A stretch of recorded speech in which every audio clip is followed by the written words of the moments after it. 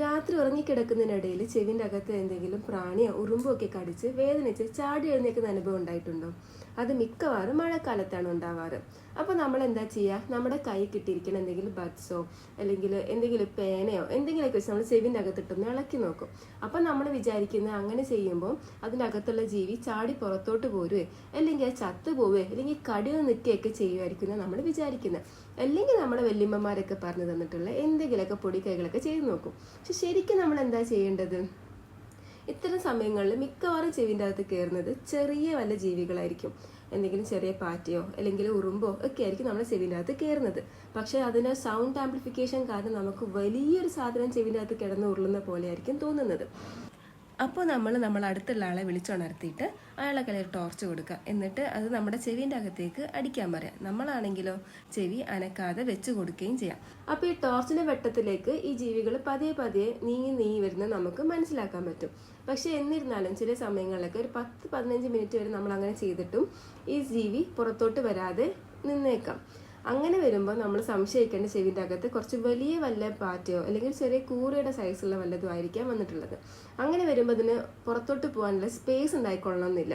അപ്പോൾ അതവിടെ സ്റ്റക്കായി നിൽക്കുമായിരിക്കും. അതുകൊണ്ടാവും ഈ ടോർച്ചിൻ്റെ വെളിച്ചം കണ്ടിട്ടും അത് പുറത്തോട്ട് വരാത്തത്. അപ്പോൾ നമ്മൾ എന്ത് ചെയ്യണം? ഏറ്റവും നല്ലത് അടുത്തുള്ള ആശുപത്രി കൊണ്ടുപോയി കാണിക്കുക എന്നുള്ളതാണ്. ഇതിനൊരു ചെറിയൊരു മെഡിക്കൽ എമർജൻസിയായി കാണുന്നതായിരിക്കും നല്ലത്. കാരണം ഈ പാറ്റ നമ്മുടെ ചെവിൻ്റെ അകത്ത് പല ഭാഗങ്ങളിലും കടിച്ച് മുറിവുണ്ടാക്കാം.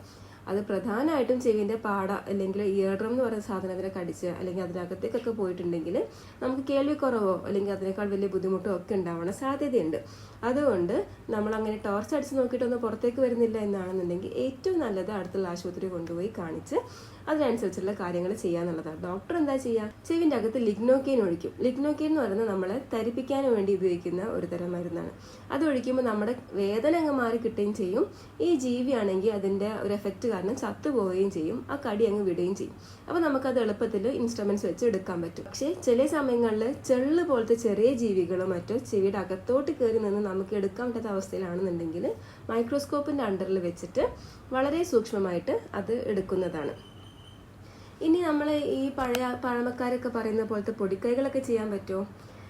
ഞാൻ കേട്ടിട്ടുള്ള പൊടിക്കൈകൾ ഈ ചെവിൻ്റെ അകത്ത് വെളിച്ചെണ്ണ ചൂടാക്കി ഒഴിക്കുക, അല്ലെങ്കിൽ ഒലിവ് ഓയിൽ ഒഴിക്കുക, പിന്നെ വിനാഗിരി ഒഴിക്കുക, ചെറുനാരങ്ങ ഒഴിക്കുക, എന്തിന് ഇഞ്ചിയും വെളുത്തുള്ളിയും വരെ അരിച്ച് അതിൻ്റെ നീരെടുത്ത് ചെവിയിൽ ഒഴിച്ച് വന്നിട്ടുള്ള പേഷ്യൻസ് വരെയുണ്ട്.